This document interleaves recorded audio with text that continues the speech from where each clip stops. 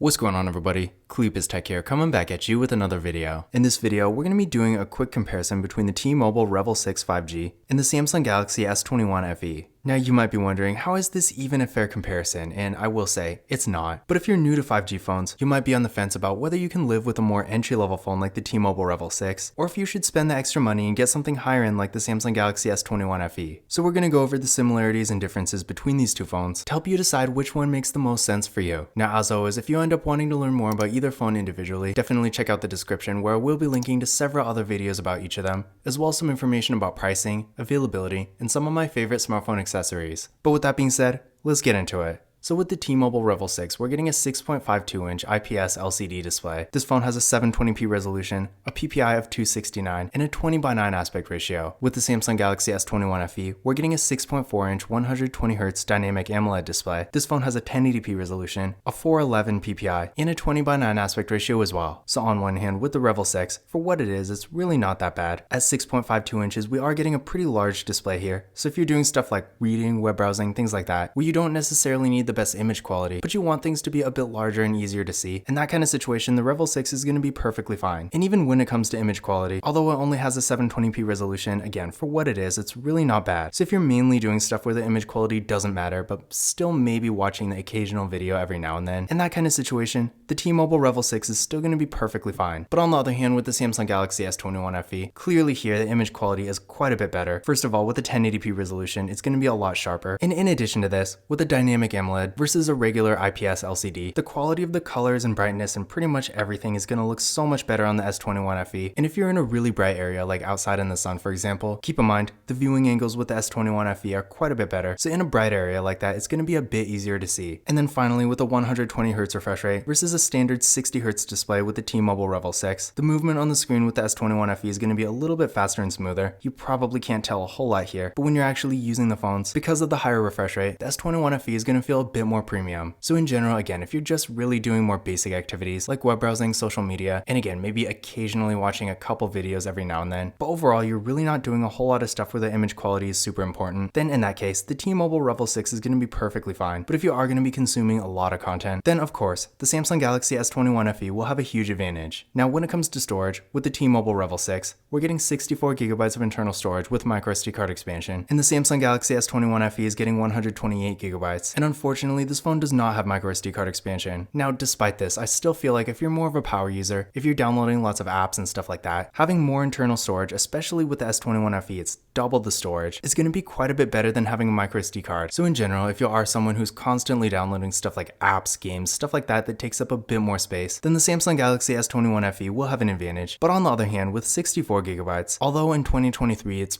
pretty much a bare minimum, I still don't think it's really that bad for the average user. And if you're not doing a ton with your phone and you're mindful of what you're putting on it and stuff like that, then in that case, especially considering you can use a microSD card with this phone, it should be at least okay. For security features, both phones do have Face Unlock, and they both have fingerprint scanners. With the T-Mobile Revvl 6, it's right here on the power key, and with the Samsung Galaxy S21 FE, it's on the display. But starting with the Revvl 6, let's give them a try. There we go, one more time. And there we go. And now for the Samsung Galaxy S21 FE. There we go, one more time.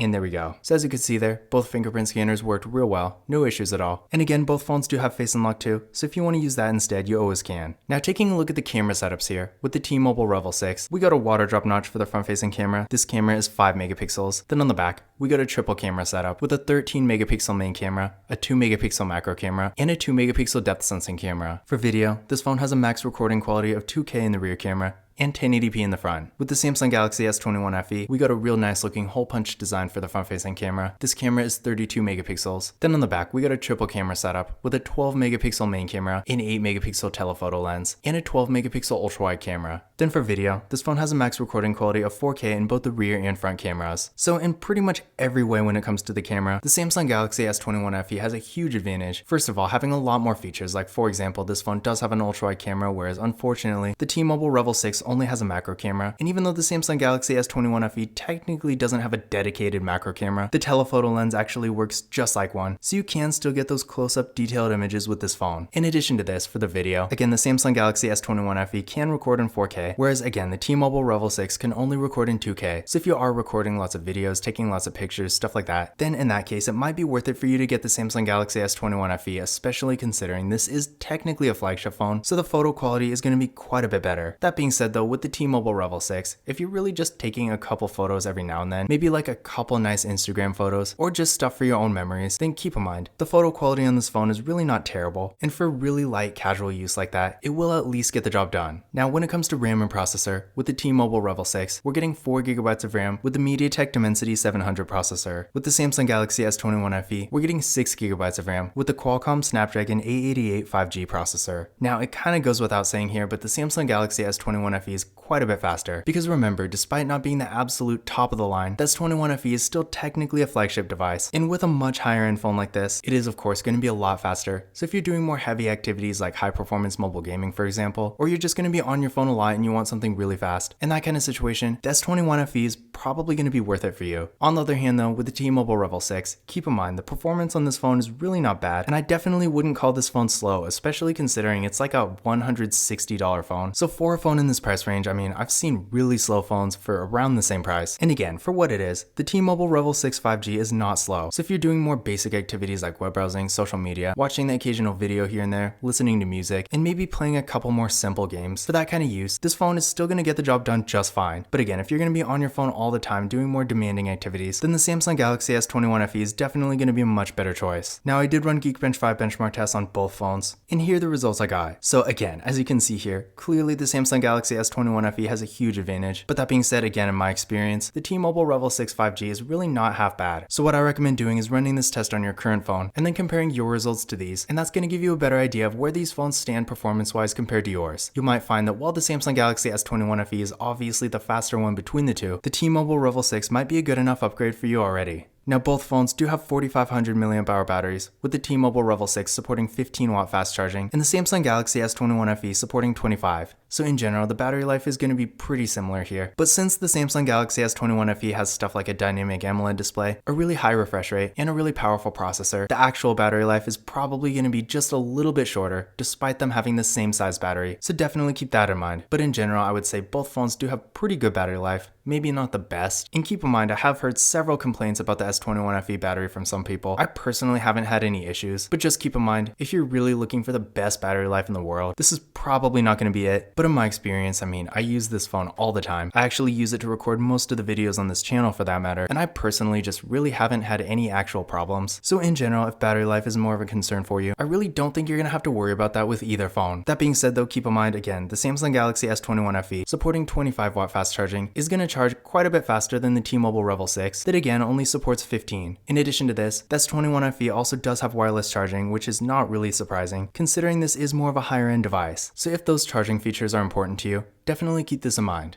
Now when it comes to software, with the T-Mobile Revvl 6, we are getting Android 12, and seeing how it is more of an entry-level carrier-branded phone, I don't expect it to get any major updates either. On the other hand, the Samsung Galaxy S21 FE does have Android 13, and seeing that this phone is not only a Samsung, but it also is a much higher-end device, with this phone you can also expect to get several other major updates in the future. So if having the latest version of Android is important to you, then definitely keep this in mind. In addition to this, the Samsung Galaxy S21 FE does have NFC, whereas unfortunately the T-Mobile Revvl 6 doesn't. So if you like to make contactless mobile payments using Tap and Pay, keep in mind, you can do this with the Samsung Galaxy S21 FE, but not with the Revvl 6. Now for me, this would definitely be more of a deal breaker. Sure, you don't need to actually get something like the S21 FE just to use Tap and Pay, but still, in this day and age, I feel like every phone should have it. It's such a common feature that even for an entry-level phone like the Revvl 6, not having it is definitely more of a drawback. But that being said, of course, if you don't use Tap and Pay, then this won't even matter at all. But in conclusion, as I'm sure you could probably tell throughout this video, the Samsung Galaxy S21 FE is technically a much better device here. That being said though, it is quite a bit higher end and as such more expensive, and for a lot of people it very well might not be worth the extra money. If you're really more of a light user, you're only doing more basic activities like web browsing and social media, you don't need a really nice camera, features like NFC and wireless charging, a nice display or a ton of storage, and you really just need a solid 5G phone with decent performance. In that kind of situation, the T-Mobile Revvl 6 5G is really all you're going to need. But if you're going to be on your phone a lot, taking lots of pictures, watching videos, playing higher performance games, and maybe you do value some of the more high-end premium features like NFC and wireless charging, then in that kind of situation, the Samsung Galaxy S21 FE might be worth it for you. video. But this concludes my comparison between the T-Mobile Revvl 6 5G and the Samsung Galaxy S21 FE. Again, if you want to learn more about either phone individually, definitely check out the description, where I will be linking to several other videos about each phone, as well as some information about pricing, availability, and some of my favorite smartphone accessories. But that's it for this video. If you enjoyed it and found it useful, be sure to give it a thumbs up and hit that subscribe button. Don't forget to follow Cleepus Tech on Twitter and Instagram.